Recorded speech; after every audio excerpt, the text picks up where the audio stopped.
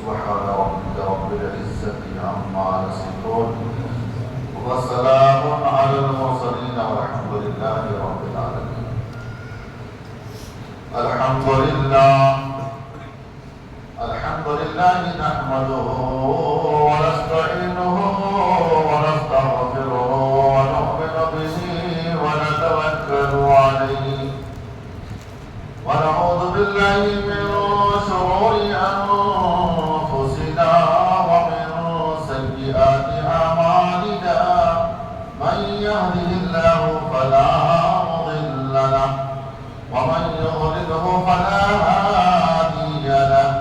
ونشهد أن لا إله إلا الله وحده لا شريك له. ونشهد أن سيدنا ومولانا محمدا عبده ورسوله. أما بعد فأعوذ بالله من الشيطان الرجيم. بسم الله الرحمن الرحيم. سبحان الذي أسرى بعبده ليلا من المسجد الحرام إلى المسجد الأقصى الذي باركنا حوله لنريه من آياتنا إنه هو السميع البصير. آمنت بالله صدق الله العظيم وصدق رسوله النبي الأمين المكين الكريم. ونحن على ذلك لمن الشاهدين والشاكرين والحمد لله رب العالمين.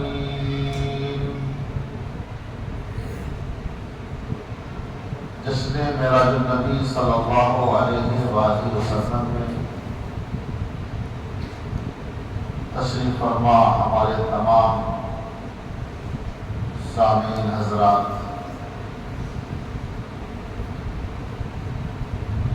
عزیز بچوں، ہم اور ساتھیوں، السلام علیکم ورحمۃ اللہ وبرکاتہ۔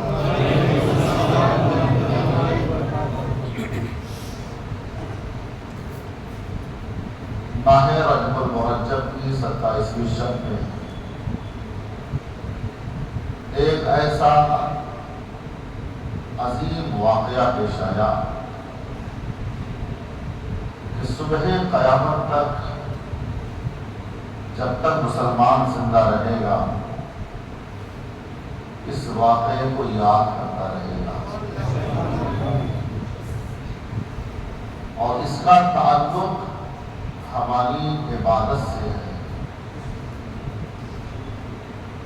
تو سب کی ذمہ داری یہ بنتی ہے کہ اس رات کا اہتمام کریں، جشن منائیں، کیونکہ جس لمحے میں، جس وقت میں جب عظیم تحفہ ملتا ہے تو اس گھڑی کو آدمی یادگار بناتا ہے۔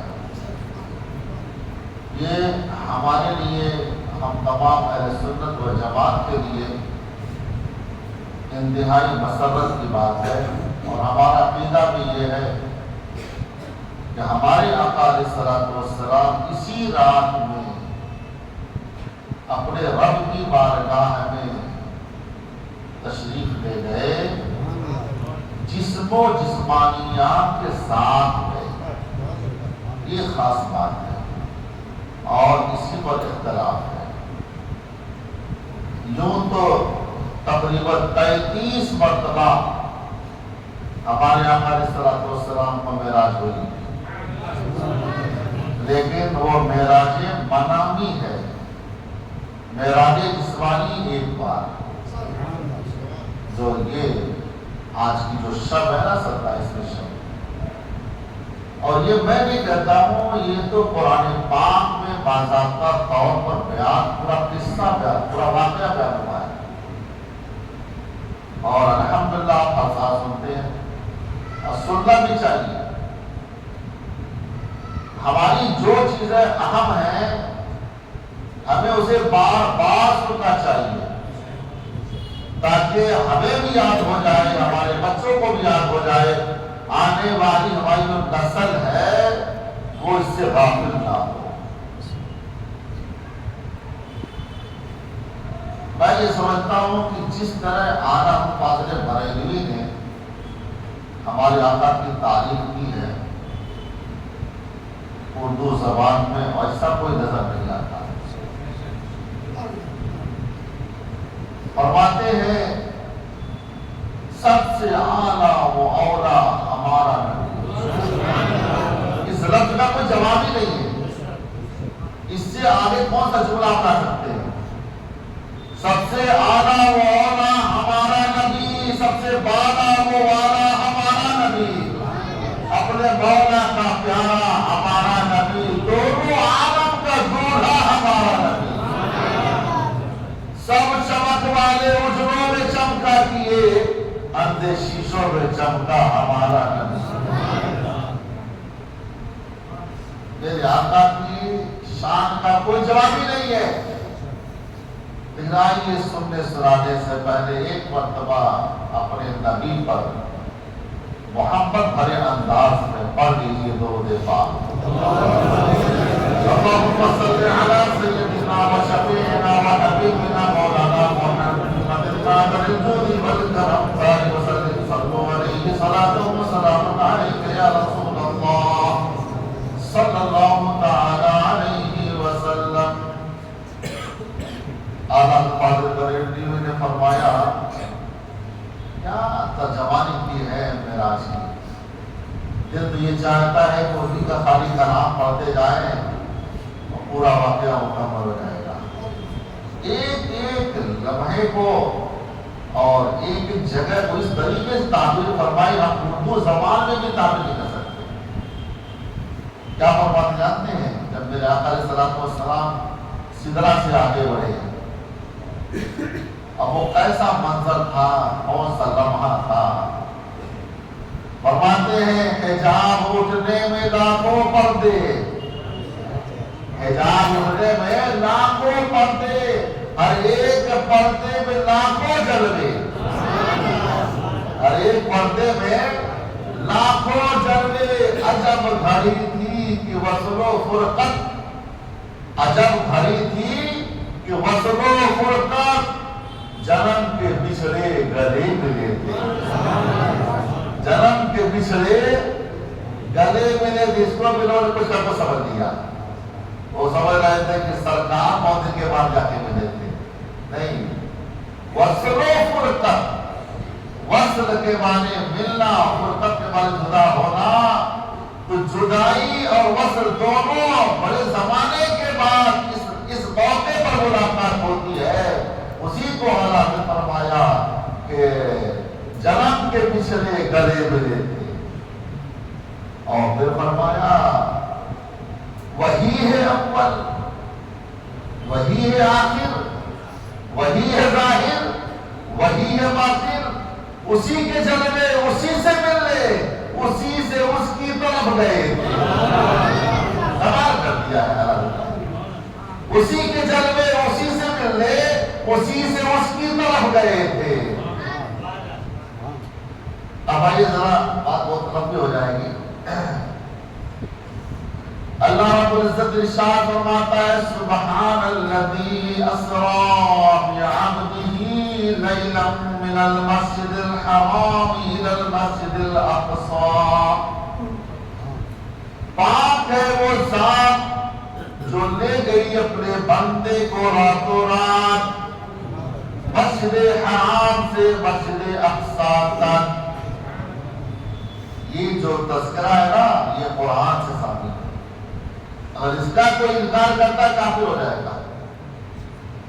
یہ بھی معراج کا ایک حصہ ہے، اور قرآن پاک کے 15ویں پارے کی پہلی آیت، اور رب نے بیان یوں کیا سبحان سے، اپنی باقی پہلے بیان کیا اے لوگو، اے میرے بندو، یہ واقعہ میں بیان کر رہا ہوں، میری ذات پاک ہے، ہر عیب سے پاک ہے، ہر چیز سے پاک ہے۔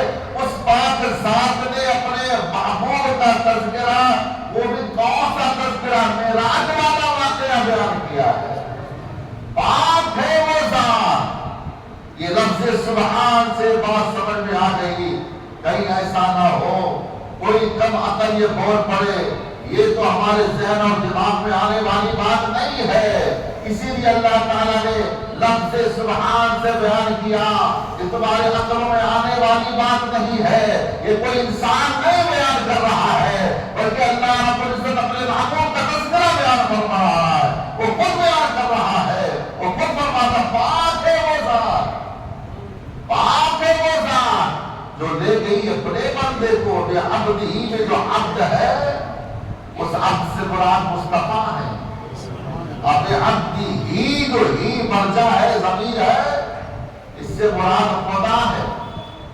تو اب سوال یہ پیدا ہوتا ہے صاحب اگر نبی کے طرح جانے میں اعتراض تم کر سکتے ہو کہ نبی کیسے ساتوں آسمان کے آگے کیسے چلے گئے تو وہی بے عبد ہی عبد کے بعد ہی بھی ہے، اس کا مطلب یہ اور با کا معنی ساتھ، با کا مطلب ساتھ، ایک ایک حرف معنی خیز ہے، یہ قرآن ہے کوئی عام کتاب نہیں ہے۔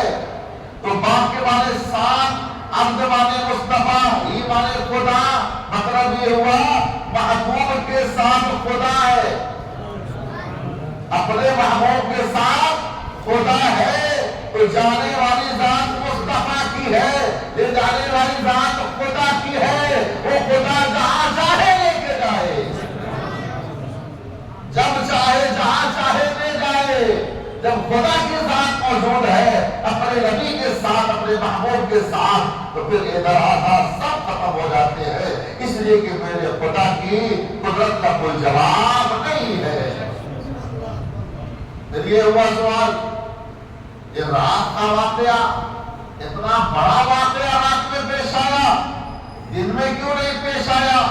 یہ جواب ہے ان لوگوں کے لیے، اے لوگوں یاد رکھنا جس کے دل و دماغ میں یہ بات ہے کہ رات کے اجالے میں جانا آسان تھا، تو میرے رب نے فرمایا میرا محبوب رات اور دن کا محتاج نہیں ہے، وہ جب چاہے گائے اور بلانے والا جب چاہے بلائے، اس لیے رات کے لمحے میں بلایا تاکہ کوئی یہ نہ کرے صاحب کوئی کمال کی بات تو نہیں ہے، اور تو دن میں گئے تھے، دن کے اجالے میں گئے تھے، اور دیکھو رات کے اس لمحے میں جبکہ ہر آدمی سو جاتا ہے، غافل ہو جاتا ہے، اس لمحے میں اپنے محبوب کو بلایا جو کہ رات کا ایسا حصہ ہوتا ہے ہر انسان گہری نیند میں ہوتا ہے، بے خبر ہوتا ہے، غافل ہو جاتا ہے، اس موقع کو اس گھڑی میں اللہ تعالیٰ نے اپنے محبوب کو بلایا۔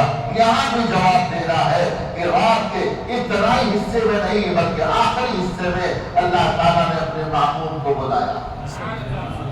ایک ایک لمحے کو آپ غور کریں گے آپ کو سمجھ میں آ جائے گا کہ ہر لمحہ باکمال میرے آقا نے گزارا ہے، کہیں سے آپ کا کوئی جواب نہیں مل پاتا۔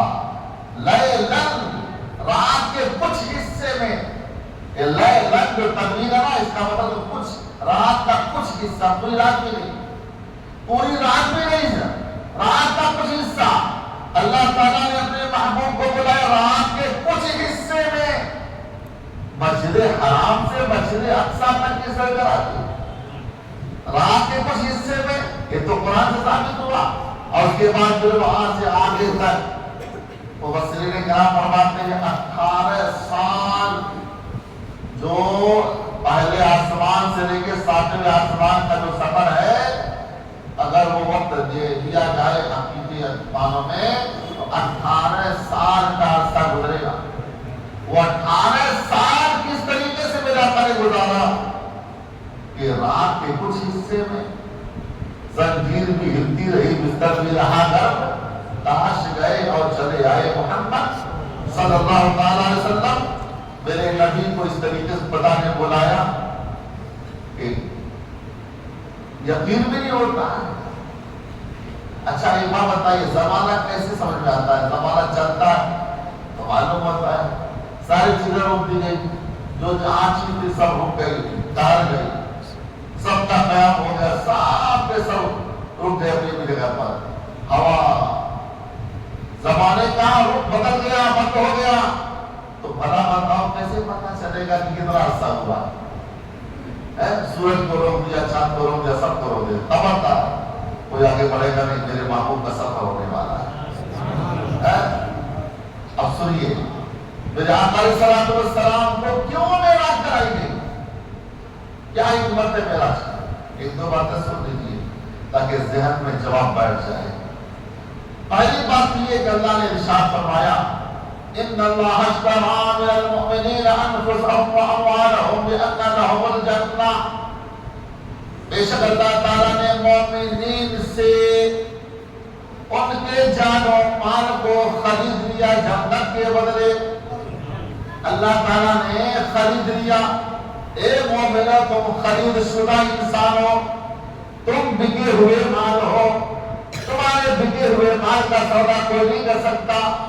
اب کوشش تم کرو بکنے کی بار بار، لیکن تم بکے ہوئے مال ہو، تم بک چکے ہو، خدا نے تمہیں خرید لیا ہے۔ اب خریدا کس کے بدلے؟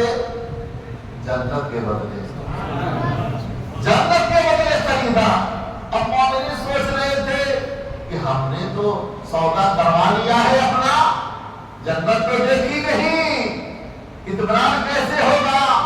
تو ہم نے ارشاد فرمایا محبوب آپ کی امت سے سودا میں نے کر لیا ہے، آپ کی امت نے جنت نہیں دیکھی ہے، آپ ان کے نبی ہو، ان کے رہنما ہو، ان کے مسیحا ہو، ان کے سردار ہو، آپ آؤ جنت دیکھ لو اور بتا دو اپنی امت کو کہ ہمیں نے جنت دیکھ لی ہے۔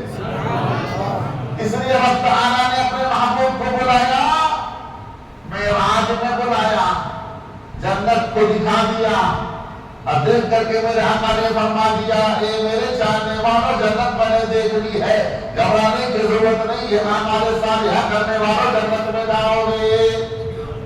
تو معراج کی شب اس طرح اس لیے گئے تاکہ جنت دیکھ لیں۔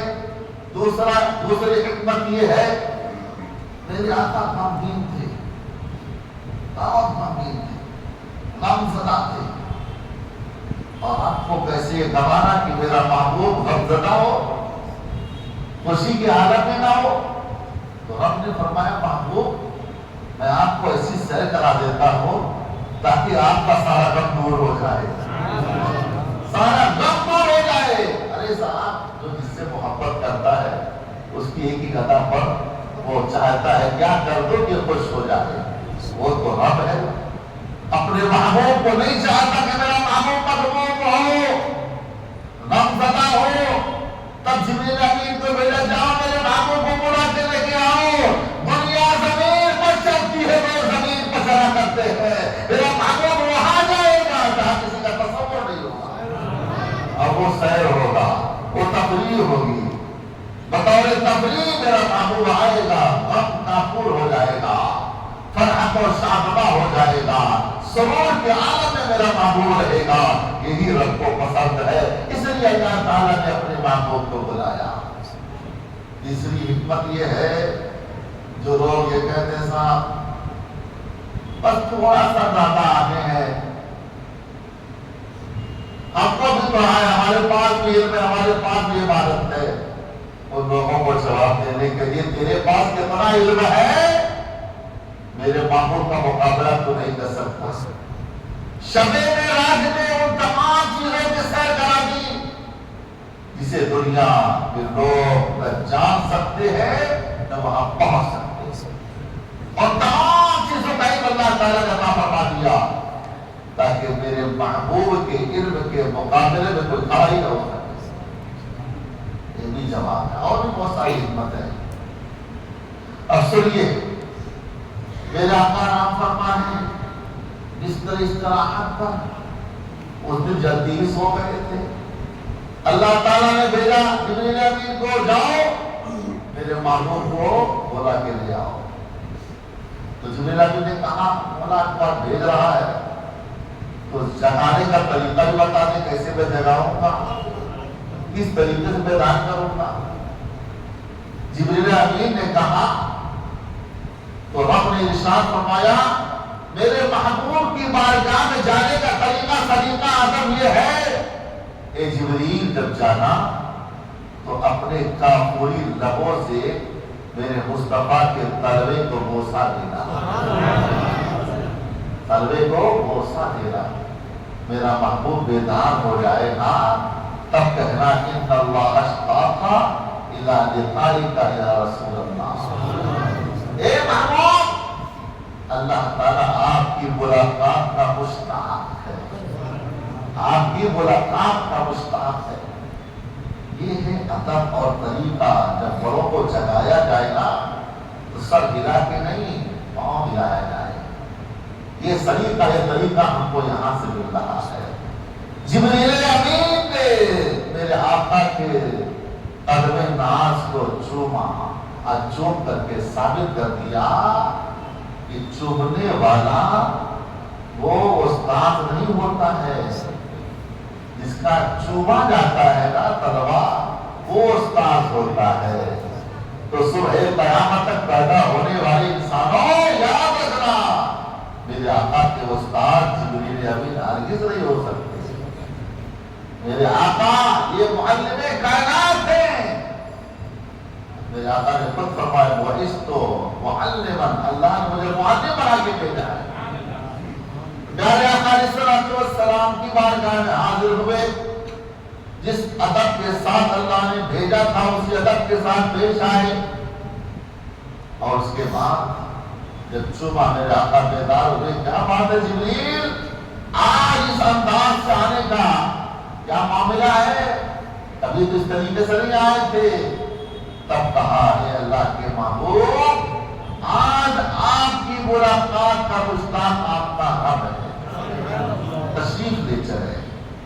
میرے آقا علیہ السلام بیدار ہوتے ہیں اور پھر آپ کے سینے مبارکہ کو چاک کیا جاتا ہے۔ کہاں؟ مسجد بیت اللہ شریف کے پاس لایا جاتا ہے اور پھر وہاں پہ سینے کو چاک کر کے پورا سب آب زمزم سے دھویا جاتا ہے۔ پھر اس کے بعد پھر اس کو بند کر دیا جاتا ہے۔ اس کے بعد پھر آپ کے لیے براق لایا جاتا ہے۔ براق 40,000 براق جنت میں موجود تھے۔ جبریل امین ڈھونڈ رہے، تلاش کر رہے، کس کو لے جاؤں، کس کو لے جاؤں، کس کو لے جاؤں، کس کا انتخاب کروں۔ دیکھو مسلمانوں، سب کے سب یکساں نظر آ رہے ہیں۔ ایک اس میں ایسا غلام تھا جو رو رہا تھا، گریہ وزاری کر رہا تھا۔ جبریل امین کی نظر پڑی، تھا اسی کو لے جاتا۔ اس براق کو آپ نے دیا اور لا کر کے ہاتھ کھڑا کر دیا۔ حضرت جبریل امین براق کے ساتھ آئے، میرے آقا کو غسل دیا گیا، دولہا بنایا گیا۔ اب وہ دولہا بنانے میں، غسل کرانے میں جو پانی غسالہ جو نکلا تھا، وہی جنت کا رنگ و روغن بنا صاحب۔ جنت کی حقیقت بھی جان لو، میرے آقا کے غسالے مبارکہ کو جنت میں داخل کیا گیا اور وہی رنگ و روغن بن گیا۔ وہاں کے حوروں کو جو حسن ملا ہے، میرے مصطفیٰ کے غسالہ کی برکت سے ملا ہے۔ میرے آقا علیہ السلام حمامہ شریف سر پہ سجاتے ہیں، براق پر سوار ہوتے ہیں اور پھر وہاں سے چلتے ہیں۔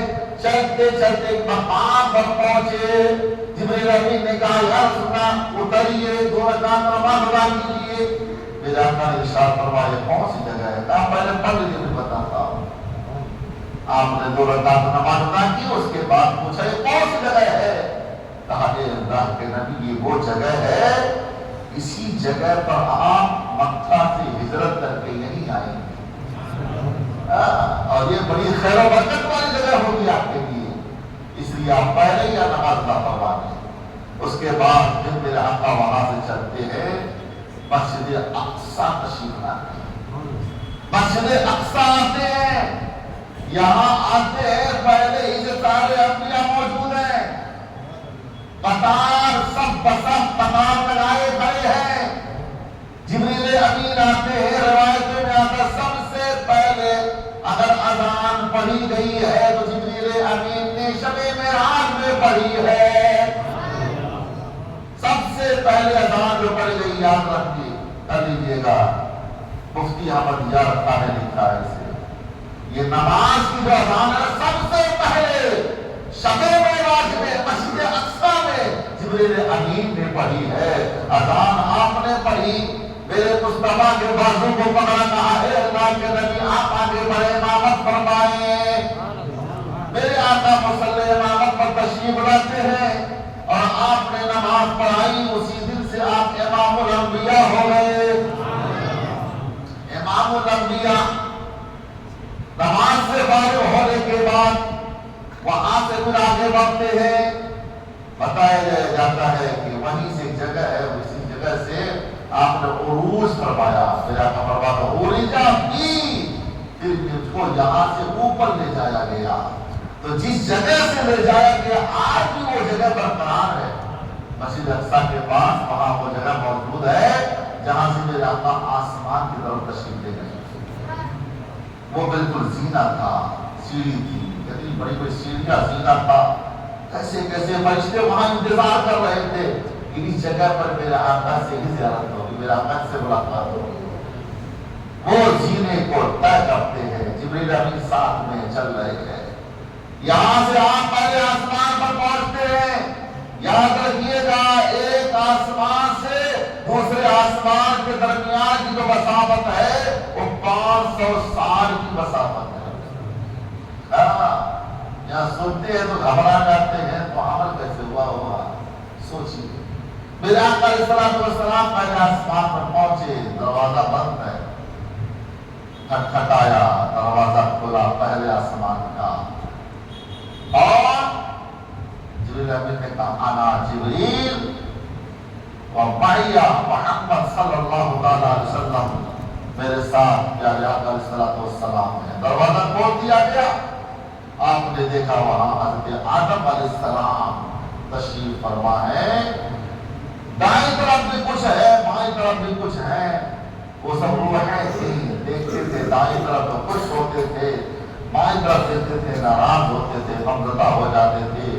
حضرت جبریل امین سے پوچھا یہ کون ہے؟ کہا یہ آپ باپ آدم علیہ السلام ہے، یہ آدم علیہ السلام ہے۔ یہ کون ہے؟ ادھر والے ان کو دیکھ کے خوش ہوتے ہیں، تو آپ نے فرمایا یہ نیک اولادیں ہیں، صالح اولادیں ہیں، ان کو دیکھ کے خوش ہوتے ہیں، اور ادھر بری اولادیں ہیں، بد اولادیں ہیں، ان کو دیکھ کے ناراض ہوتے ہیں۔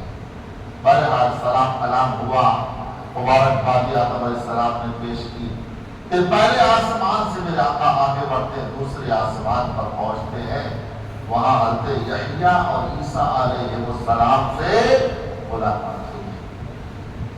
اللہ تعالیٰ نے الگ الگ جگہوں پہ فرشتوں کو، نبیوں کو رکھا ہے، جس کو جہاں جہاں بیٹھا دیا۔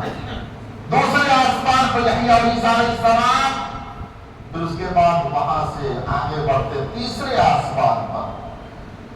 میں نے ایک کتاب میں دیکھا، پہلے تو دوسری کتاب میں دیکھا یوسف علیہ السلام کا نام تھا، اور دیگر میں دیکھا تو اس میں یونس علیہ السلام کا نام۔ تیسرے آسمان پر یونس علیہ السلام کا نام، ہو سکتا ہے وہ بھی مسیح کے ساتھ۔ اس کے بعد پھر تیسرے آسمان سے ہو کر کے چوتھے آسمان پر آپ جاتے ہیں، چوتھے آسمان پر ادریس علیہ السلام سے ملاقات ہوتی ہے، ان کا بھی ایک لمبا چوڑا واقعہ ہے، بیان کر چکا ہوں۔ اس کے بعد پھر چوتھے آسمان سے پانچویں آسمان پر جاتے ہیں، پانچویں آسمان پر حضرت ہارون علیہ السلام سے ملاقات ہوتی ہے۔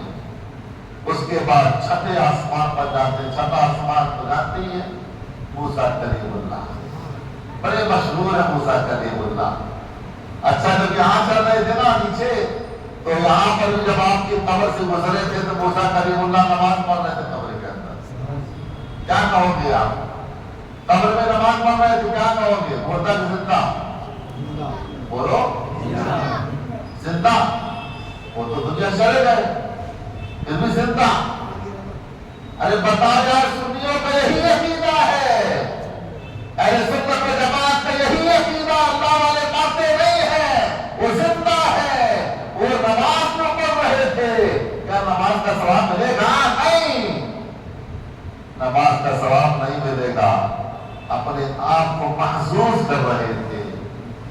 جیسے دنیا میں نماز کا انسان عادی جب بن جاتا ہے تو جب تک نماز نہیں پڑھ لیتا سکون نہیں ملتا ہے، ویسے ہی جب دنیا سے جاتے ہیں تبھی کیا بنی رہتی ہے نماز پڑھنے کی، اسی لیے وہ لطف اندوز ہوتے ہیں نماز پڑھ کے، اپنے آپ کو خوش کرتے ہیں۔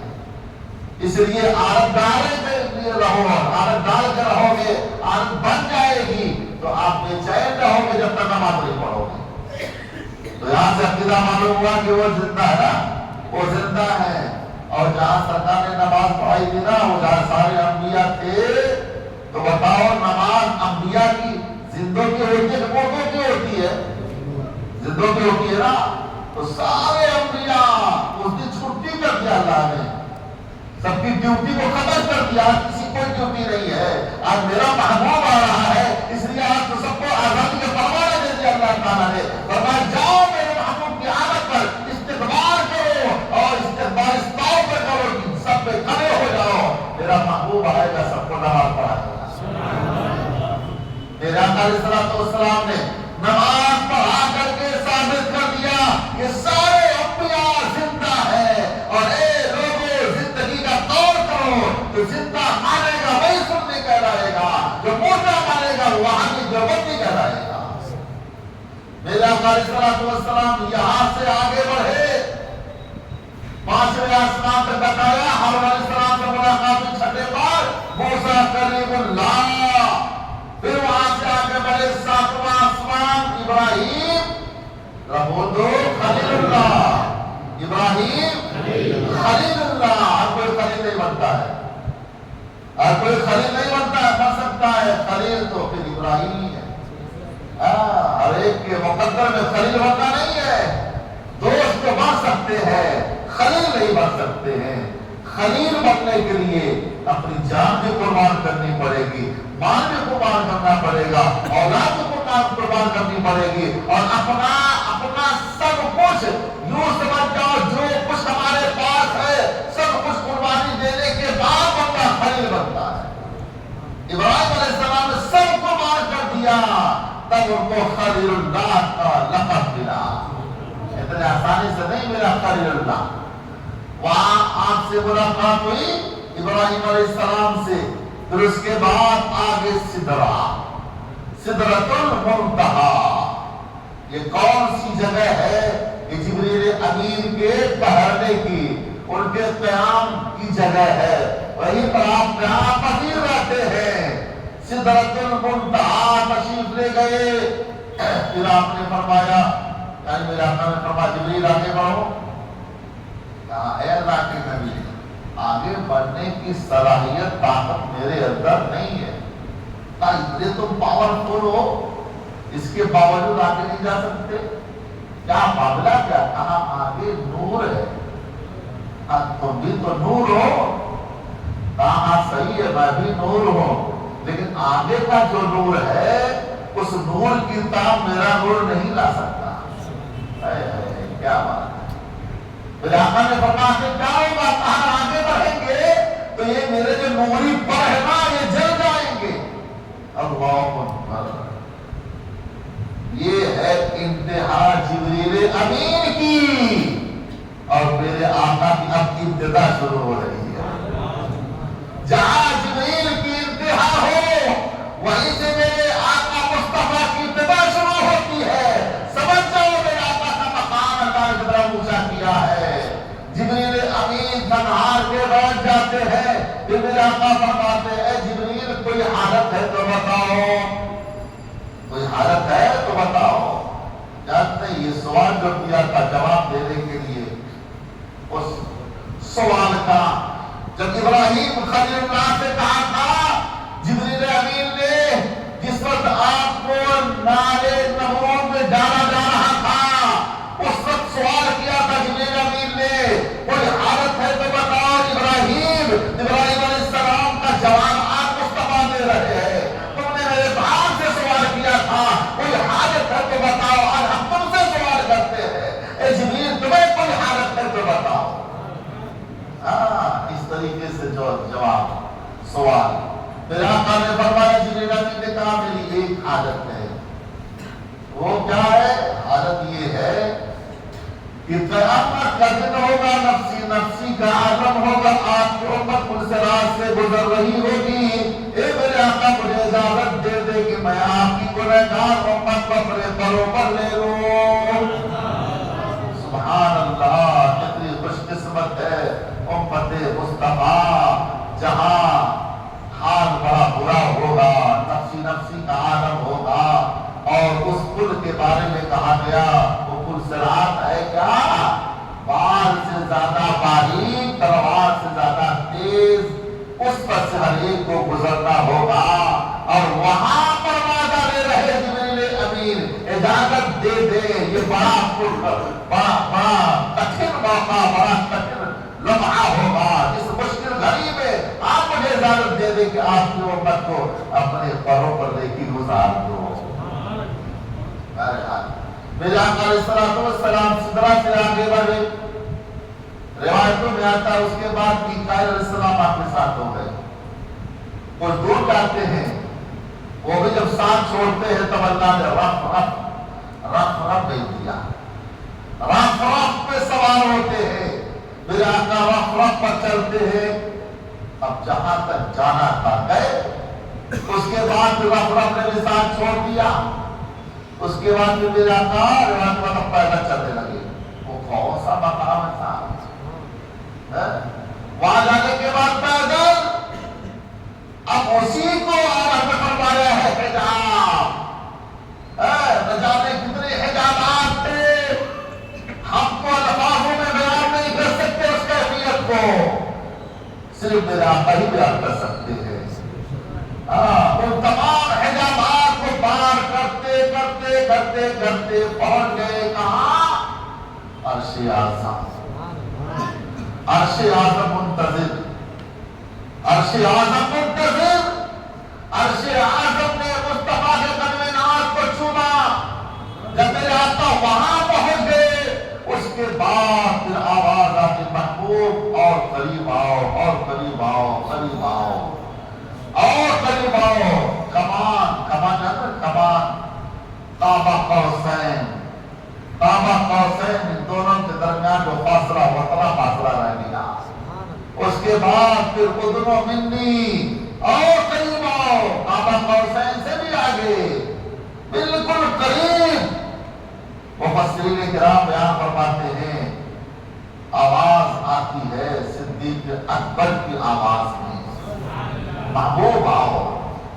میرے آقا سوچتے ہیں ابو بکر یہاں کہاں ہے، میں تو ڈرا ہوں، ابو بکر کی آواز، تو رب تعالیٰ کو دیکھیے کتنا پسند ہے وہ شخص جو اللہ کے محبوب کا محبوب ہو۔ اللہ تعالیٰ نے فرمایا اے میرے محبوب، آپ کا جو محبوب ہے وہ میرا محبوب ہے، میں یہ نہیں چاہتا کسی اور آواز پہ آپ سے بات ہو اور آپ کو تکلیف ہو، اس لیے آپ کے محبوب کی آواز کو استعمال کیا۔ رب کی مرضی، رب جس طرز میں چاہے گفتگو فرمائے، لیکن ایک بات مسلم ہے، اہل سنت و جماعت کا عقیدہ ہے، بلا حجاب میرے مصطفیٰ نے رب کا دیدار کیا۔ رب نے فرمایا محبوب کیا لے کے آئے ہو؟ میرے آقا نے عرض کیا التحیات للہ والصلوات والطیبات، میرے مولا عبادت کر کے آیا ہوں، نماز پڑھ کے آیا ہوں، نماز لے کے آیا ہوں، عبادت لے کے آیا ہوں۔ اللہ رب العزت نے ارشاد فرمایا السلام علیک ایھا النبی، سلامتی ہو تم پر اے میرے محبوب، اے میرے نبی۔ تو آپ نے فرمایا وعلینا وعلی عباد اللہ الصالحین، یہی سلام مجھ پر بھی اور تمام صالح بندوں پر۔ میرے آقا نے اس موقع پر تمام نیکوکاروں کو یاد کیا، تمام صالحین کو یاد کیا۔ فرشتوں نے دیکھا میرے آقا کو اپنے تمام چاہنے والوں کو یاد کر رہے ہیں، جو فرش پر ہیں ان کو عرش پہ میرے آقا یاد کر رہے ہیں، تو بھی مشر کے بول پڑے اشہد ان لا الہ الا اللہ واشہد ان محمدا عبدہ ورسولہ، یہ کہہ کر کے وہ بھی شامل ہو گئے۔ ہم سب گواہی دیتے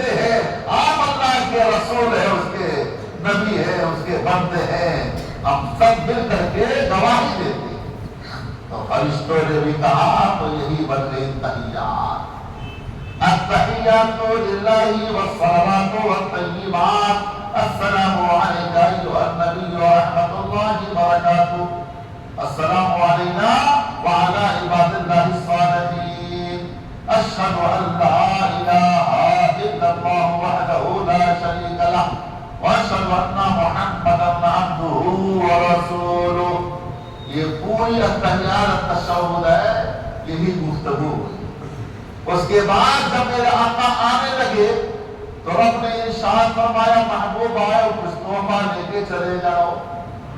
تحفہ لے کے جاؤ. جب کوئی مہمان کسی کا جاتا ہے نا تو میزبان چاہتا ہے کچھ نہ کچھ نظرانہ ہدیہ کچھ نہ کچھ پیش کرو. یہ رب کی سنت ہے. تحفہ دینا قبول کرنا مصطفیٰ کی سنت ہے. تو کیا دیا تحفے میں؟ نماز دیا. کتنی نماز بتا دو نا بھائی. آپ سنتے آ رہے نا 50 وقت کی نماز اور روزہ بھی ملا تھا. کتنا بولو؟ اتنا ڈر کے بولنے میں عشاء مجھے رکھنا نہ پڑ جائے. ارے تو ہو گیا قانون بڑھ گیا ہے. اب دہشت مت دو. 6 مہینے کا روزہ 50 وقت کی نماز ہے اور اس کے علاوہ اور بھی بہت کچھ ملا ہے. ہم لوگ اس کو بیان ہی نہیں کرتے تو کیا معلوم پڑے گا. ادب بھی اسی کے ساتھ آیا ہے. بہت کچھ اس میں آیا. بس انہیں نوٹ کر لو. کہاں وقت ملتا بتانے کے لیے. بس 2 ہی چیز مشغول کر دیا. نماز روزہ. نماز روزہ. نماز روزہ. ادب کو چھوڑ دیا. ادب کو بھی ساتھ میں رکھو. ادب بھی آیا تھا. جب تک ادب کا کوڑا نہیں رہے گا سب گستاخ ہو جائیں گے. ابلیس کے اولاد بن جائیں گے. اس لیے ادب ہونا بہت ضروری ہے. سب کو باتیں ہونا ضروری ہے. رب کو بھی بے ادب پسند نہیں. وہ بھی با ادب کو پسند کرتا ہے. تو بہرحال اتنی بات تو مسلم ہے. آپ کو معلوم ہے. پھر وہاں سے چلے. موسیٰ کلیم اللہ سے ملاقات ہوئی. موسیٰ علیہ السلام نے پوچھا کیا ملا, کیا لے کے آئے ہو؟ آپ نے عرض کیا, فرمایا اے موسیٰ 50 وقت کی نمازیں 6 مہینے کے روزے. سارے جائیے گدی کم کروائیے ورنہ اتنا کہاں آپ کی امت ادا کر پائے گی. ہم نے تو دیکھا ہے ہماری امت تو خالی 2 ہی وقت کی نماز کی وہ بھی نہیں پڑھ پاتی. جائیے ذرا کم کروائیے. یہ تھا بہانہ. ورنہ رب کو کیا نہیں معلوم ہے ایسا. یہ بہانہ ہے. کسی بہانے اب تو ہم ذاتات کو دیکھ نہ سکے, رب کا دیدار نہ کر سکے تو چلو موقع بڑا اچھا ہے. اسی بہانے آئیں گے جائیں گے آئیں گے جائیں گے تو اتنا دیدار بھی ہوتا رہے گا. میرے آقا بھی آتے ہیں پھر جاتے ہیں, پھر آتے ہیں پھر جاتے ہیں. 9 مرتبہ 5 نمازیں کم ہوتی گئی. پھر تو آئے گا اور چلے جائے گا. اب مجھے جانے میں شرم آتی ہے. ارے کم سے کم 5 تو رہنے دو ورنہ چلے جاتے تو کچھ چھٹی ہی مل جاتی. مسجد بنانے ضروری نہیں پیش آتی. لیکن دیکھو سب حکمتوں سے خالی نہیں. یہ 5 وقت کی نمازیں میرے آقا لے کے آئے تو رب نے فرمایا محبوب یہ رکعتوں کو تو کم کر دیا, وقتوں کو تو کم کر دیا, لیکن سلام نہیں کم کیا ہے. آج پیپر پڑھے گی 5 ملے گا 50 کا سوال. یہ رب کا انعام ہے دوستو. رب تعالیٰ جب اپنے بندے پر مہربان ہوتا ہے اس طرح مہربان ہوتا ہے کہ وہ ثواب میں کمی نہیں کرتا ہے. بندہ کم پڑھتا ہے ثواب زیادہ دیتا ہے. رمضان آ جاتا ہے تو 1 کے بدلے 70 دینے لگتا ہے. یہ تو شمار کیا جاتا ہے. ہم تو یہ کہتے ہیں رب تعالیٰ جتنا چاہے اپنے بندے کو عطا فرما دے. بے حساب وہ دینے پر آئے تو دے دے. اس کے اوپر کوئی پابندی نہیں لگا سکتا ہے. اس لیے کہ رب تعالیٰ کی شان ہی جدا ہے.